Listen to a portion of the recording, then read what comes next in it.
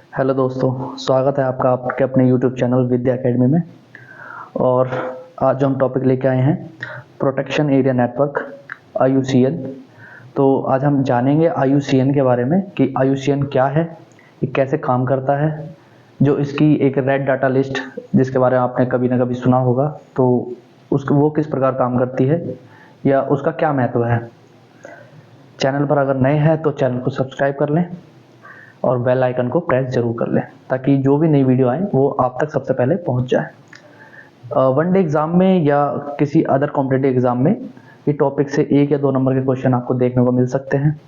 तो आपके 1 या 2 नंबर जो भी इसमें से क्वेश्चन बने तो आपके हाथों से निकल ना जाए, उसके लिए चलिए स्टार्ट करते हैं। और साथ में जो की पॉइंट हैं आप उसको नोट डाउन भी कर सकते हैं। तो क्या है IUCN? International union for conservation of nature, अंतर्राष्ट्रीय प्रकृति और प्राकृतिक संसाधन संरक्षण संघ। मतलब एक ऐसा संगठन है जो प्राकृतिक संसाधन या प्राकृतिक जो अंतर्राष्ट्रीय रूप से व्यवस्थित है, तो उसका संरक्षण करने में जो योगदान है वो IUCN का बहुत बड़ा योगदान है। ठीक है, तो इसकी स्थापना कैसे हुई, कैसे स्टैब्लिश्ड हुआ? तो उसके लिए 5 अक्टूबर 1948 ग्लैंड, जो कि स्विट्जरलैंड का एक शहर है, वहाँ पर सदस्य देशों की एक बैठक होती है जिसके थ्रू IUCN को स्टैब्लिश किया जाता है। तो वर्क ऑन नेचुरल कंजर्वेशन, तो काम प्राकृतिक संरक्षण पर कार्य करती है।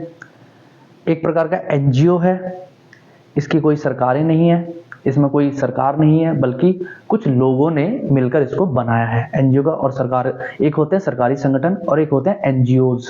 तो सरकारी संगठन जो होते हैं वो सरकारों के द्वारा, विभिन्न सदस्य देशों की या विभिन्न देशों की सरकारों द्वारा मिलकर बनाए गए संगठन जो होते हैं वो सरकारी संगठन होते हैं। ठीक है, और जो NGOs होते हैं, जो गैर सरकारी संगठन होते हैं, उसमें कोई मतलब सरकार इन्वॉल्व नहीं होती है, बल्कि जो छोटे छोटे देशों के जो NGOs होते हैं, जो इंडिविजुअली काम करते हैं बिना किसी हेल्प के या बिना किसी अपने हित के। ठीक है, तो NGOs हैं। इंडिया इसका मेंबर बना है 1969 में, और observer of conservative status at the United nation, तो संयुक्त राष्ट्र संघ में पर्यवेक्षक या परामर्शदात्री का दर्जा प्राप्त है। तो मतलब इसका मतलब क्या होता है पर्यवेक्षक का और परामर्शदात्री का? इसका मतलब ये होता है कि UN की जितनी भी बैठक होती हैं उसमें IUCN के जो हेड हैं या जो सदस्य हैं वो जाकर वहां पर बैठ सकते हैं और अपना पक्ष भी रख सकते हैं, लेकिन जो उनकी मेन कार्यवाही है जिसमें वोटिंग सिस्टम होता है वहां पर वोट नहीं कर सकते। ठीक है, इसका मतलब ये होता है। आगे चलते हैं। अब कहता है कि इसके कार्य क्या है, मतलब क्या काम करता है। तो ये काम क्या करता है? Collecting and analysing data, conducting research, field projects. मतलब जो डाटा, ये क्या करता है कि विभिन्न देशों के डेटा को एकत्रित करता है, उसका फिर विश्लेषण करता है, देन उस पर रिसर्च करता है और उस क्षेत्र की परियोजना मतलब योजनाएं निर्मित करता है कि उसको किस तरीके से संरक्षित किया जाए। अब IUCN बना तो दिया, लेकिन ये काम कैसे करेगा?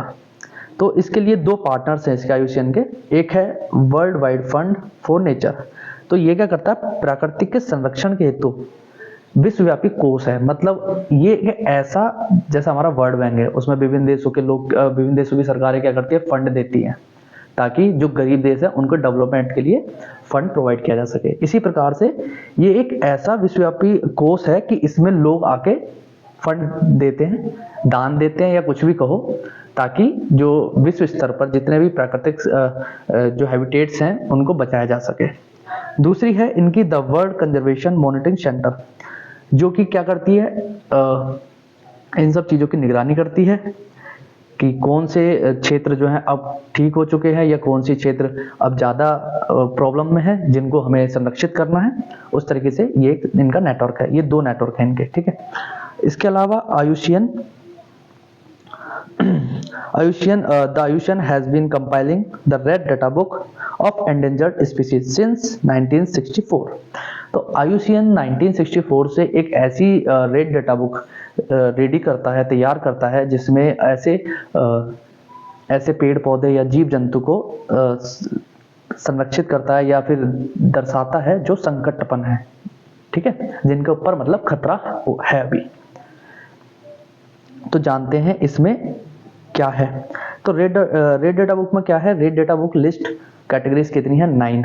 तो 9 कैटेगरीज में इन्होंने डिवाइड किया है। सबसे पहले आता है एक्सटिंक्ट, EX मतलब सिंबल के हिसाब से और जो इसका फुल फॉर्म है, दोनों ही इंपॉर्टेंट है। कई बार खाली EX भी लिखा जाता है, EW भी लिखा जाता है। तो एक्सटिंक्ट यानी समाप्त। तो एक्सटिंक्ट वो प्रजाति जो उनके नेचुरल हैबिटेट हैं, वो उनमें लगभग 50 साल से अपने नेचुरल हैबिटेट में ना देखी गई हों, ठीक है, तो उनको हम कहेंगे समाप्त। ऐसी प्रजातियां जो अपने नेचुरल हैबिटेट में पिछले 50 सालों में ना देखी गई हों, वो एक्सटिंक्ट प्रजाति हैं। तो रेड डेटा बुक में एक्सटिंक्ट प्रजाति वो हैं जो 50 वर्षों में समाप्त हो चुकी हैं, ठीक है। दूसरी आती है EW यानी कि एक्सटिंक्ट इन वाइल्ड, आवास में समाप्त, कृत्रिम रूप से सुरक्षित। मतलब ऐसी प्रजातियां, चाहे वो पेड़ पौधे की हो चाहे जीव जंतु को, आप इसको कैटेगराइज नहीं करेंगे, मतलब दोनों ही चीजें इसमें शामिल हैं, पेड़ पौधे और जीव जंतु, क्योंकि दोनों ही नेचुरल हैबिटेट्स हैं, या हम कहें कि नेचर के लिए ही है। तो ये ऐसी एक्सटिंक्ट इन द वाइल्ड मतलब वो जहाँ पर उपस्थित थे, जहाँ पर प्राकृतिक उनका स्वरूप है, वहां से वो समाप्त हो चुके हैं, लेकिन उनको वाइल्ड में यानी कि मतलब कृत्रिम रूप से जो हमने चिड़ियाघर बनाए हैं या बोटेनिकल गार्डन बनाए हैं, उनमें हमने उनको सुरक्षित रखा है, ठीक है। तीसरा आता है क्रिटिकली एंडेंजर्ड यानी अति संकटपन, अति संकटग्रस्त। तो जिनकी संख्या में पिछले 10 सालों में 90% की कमी दर्ज की गई हो, ठीक है। क्राइटेरिया क्या है कि जिनकी संख्या, पेड़ पौधे जीव जंतु की संख्याओं में जिसमें 10 साल में 90% की कमी दर्ज की गई हो, या दूसरा इसके अलावा क्या कह सकते हैं, उनकी कुल संख्या 250 से कम हो तथा 3 वर्ष में 25% की कमी आ गई हो, उन्हें क्या कहेंगे, अति संकटग्रस्त। वो मतलब क्रिटिकली एंडेंजर्ड है, मतलब वो समाप्त होने की कगार पर पहुंच ही चुके हैं, उनको बचाना चाहिए, ठीक है।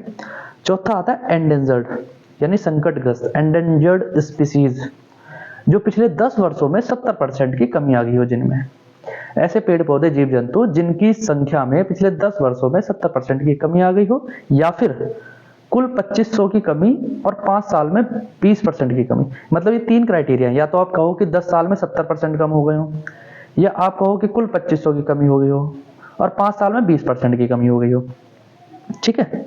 उसके बाद आता है वल्नरेबल, संवेदनशील, मतलब ऐसी जनसंख्या या ऐसे जीव जंतु की जनसंख्या जो पिछले 10 सालों में 50% की कमी जिसमें देखी गई हो, वो है वल्नरेबल, संवेदनशील, ठीक है। उसके अलावा नियर थ्रेटेंड यानी संकटपन, और नियर थ्रेटेंड का मतलब जो कि संवेदनशील के पास हो या जिन पर संकट आया हुआ हो, वो है संकटपन। फिर 7वें नंबर पे आती है लीस्ट कंसर्न यानी संकट मुक्त, ऐसी जीव जंतु या पेड़ पौधों की संख्या जो बिल्कुल संकट मुक्त है, अभी उनकी तादाद बहुत सारी है, उनकी संख्या भी बहुत सारी है, तो वो संकट मुक्त हैं। उसके बाद 8वें नंबर पे है DD यानी डाटा डेफिशिएंट, जिनके आंकड़े अभी हमारे पास उपलब्ध नहीं है कि वो ज़्यादा हैं या कम हैं। और 9वें नंबर पर आती है नॉट इवेल्युएट यानी मूल्यांकन ही नहीं किया गया, कि मतलब उनका तो अभी तक मूल्यांकन ही नहीं किया गया कि वो कितने हैं, कहाँ उनका नेचुरल हैबिटेट्स है, ठीक है। तो extinct in wild, critically endangered, vulnerable और near threatened, least concern, data deficient और नॉट इवेल्युएट।